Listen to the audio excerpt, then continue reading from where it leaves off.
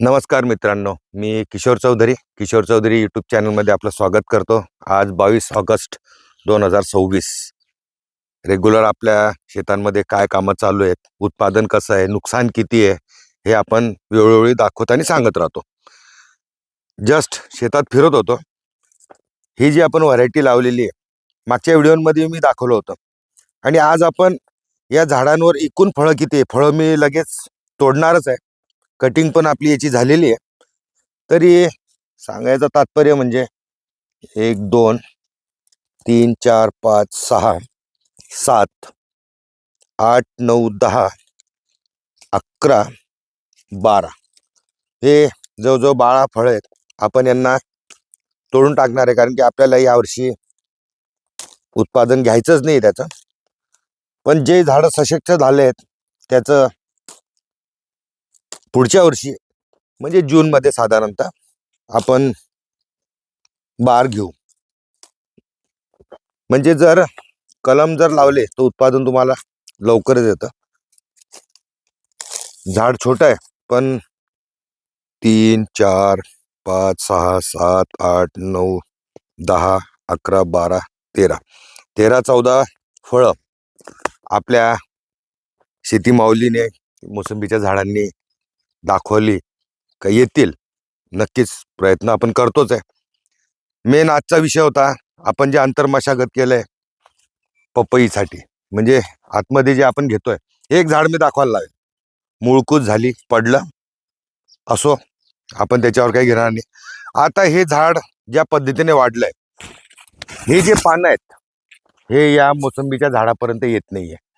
आपल्याला आंतरपिकामध्येच कोणाला सूर्यप्रकाशाचं डिस्टर्ब होणार नाही हेच आपण याच्यामध्ये पाहायचं आणि दाखवायचं होतं.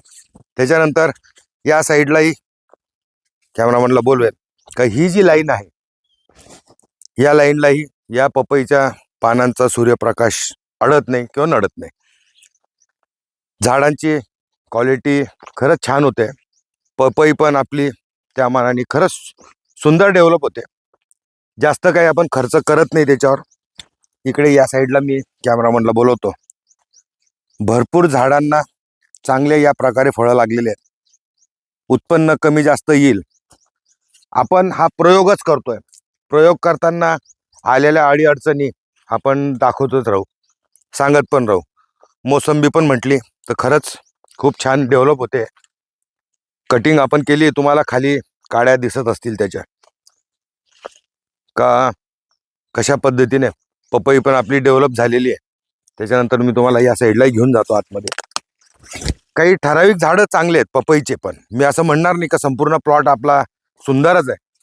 कारण की वेळोवेळी आपण व्हिडिओमध्ये दाखवताना सांगतही असतो काही मधले बेड बनवताना, हे जे आपण मोठे बेड बनवले मोसंबीसाठी, तेव्हा इथली सुपीक माती आपण या बेडवर टाकली.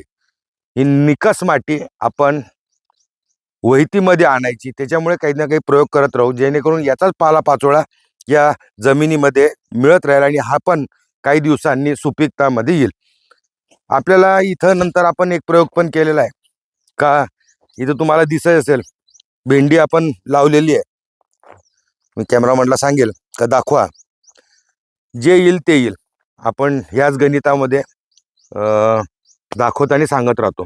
पपईची झाडं काही खूप छानच झालेले आहेत. आणि आपण जे शेतीसाठी मशीन डेव्हलप करतोय, आज मी तुम्हाला तिथलंही वर्कशॉपमध्ये कसं काम चालू आहे ते दाखवणार आहे. आपण आता थोड्या वेळाने तिकडेच जाणार आहे. तरी म्हटलं जस्ट तुम्हाला पपईची क्वालिटी दाखवू का कशा पद्धतीने झाडं डेव्हलप होत आहेत,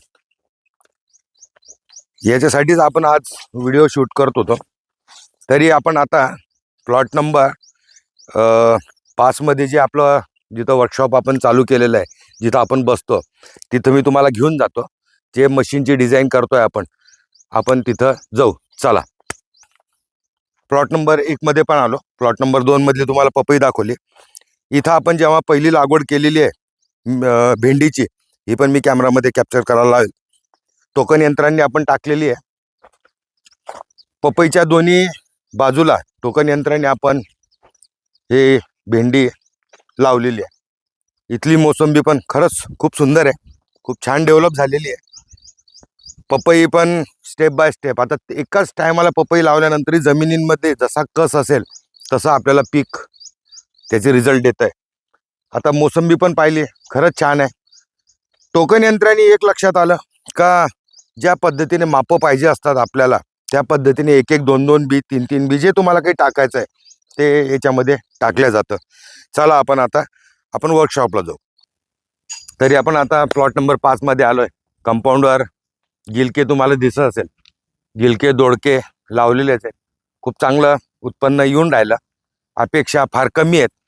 प्रयोग म्हणून आपला हे सर्व काही काम चालू असतं. आपण जे तुम्हाला ॲग्रिकल्चरसाठी जे आपण मशीन डिझाईन करतोय हेच दाखवण्यासाठी आपण प्लॉट नंबर 5 मध्ये आलो. का कशा पद्धतीने कामं चालू आहेत. अजून थोडा कामांचा वेळ लागेल.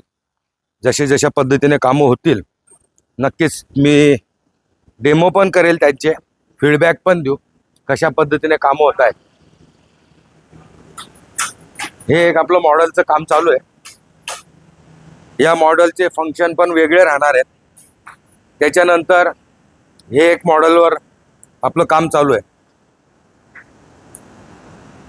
सगळ्या मापांमध्ये आपण मशीन डिझाईन करतोय.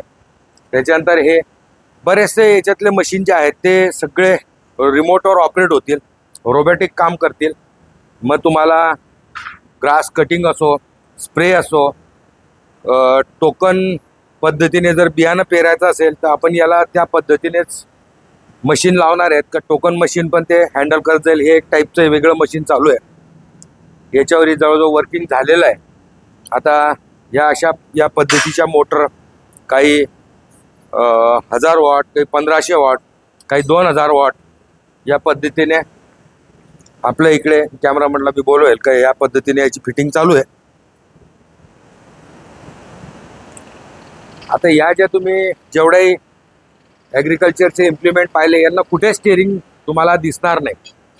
आणि जे दुसरं आपण बनवणार आहे त्याच्यासाठी ही असेंब्ली मागवलेली आहे.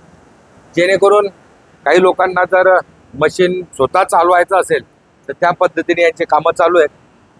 आणि जसजसे मशीन कंप्लीट होतील नक्कीच आपण त्यांचे डेमो व्हिडिओ पण बनवणारच आहे. त्याच्यानंतर शेतकऱ्यांनाही बोलवणार आहे. त्यांची काय रिक्वायरमेंट आहे, त्यांना अजून काय पद्धतीने मशीन आपल्याकडनं हवेत, आपण नक्कीच शेतकऱ्यांसाठीच बनवतोय. हा जो काही मी खर्च केला हा माझ्या हौशीसाठी आहे. नक्कीच चांगलं प्रोडक्ट जर बनलं तर शेतकऱ्यांच्या हिताचंच आणि फायद्याचंच होईल. आणि जर काही त्याच्यामध्ये ब्रेकडाऊन आले तर त्याच्यावर नक्की सोल्युशनने आपण याच्यावर मार्ग काढणारच आहेत. तरी असो, आपण जे दाखवायचं आणि सांगायचं होतं महत्त्वाचा मुद्दा म्हणजे तोच, पपईची ग्रोथ कशी झालेली आहे. काही झाडं छोटेही आहेत, काही मोठेही आहेत. भेंडी पण आपली कशी उगवते. टरबुजांचं मी तुम्हाला दाखवलं, आपलं फेल गेलं. पाऊस अनियंत्रित होता, आपल्याकडनं कंट्रोल झालं नाही. आपण पुढे चालतो, सोडायचं आणि पुढे चालायचं. तरी असो, व्हिडिओ तुम्हाला कसा वाटला नक्कीच सांगा. आवडला असेल तर लाईक करा, चॅनलला सबस्क्राईब करा आणि बेल आयकॉनची घंटी जरूर दाबा. एवढंच बोलू आणि आपण आज इथंच थांबू. नमस्कार.